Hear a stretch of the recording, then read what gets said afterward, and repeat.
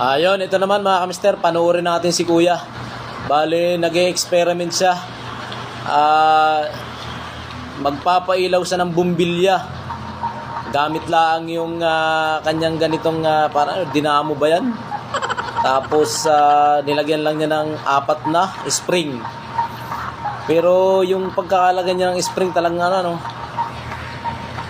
kumbaga may pattern para magbigay supply para makaikot yung kanyang dinamo Nilagyan niya lang ng motor. Ayun 2 motor, tapos yung mga pambelt. Ayan, tapos nilagyan niya ng bumbilya. Tapos anong gagawin? Anong kasunod? Nilagay niya muna. Tapos ayun na. Iniikot na niya mga kamister ang lupit. Ito yung magbibigay ng pre-energy.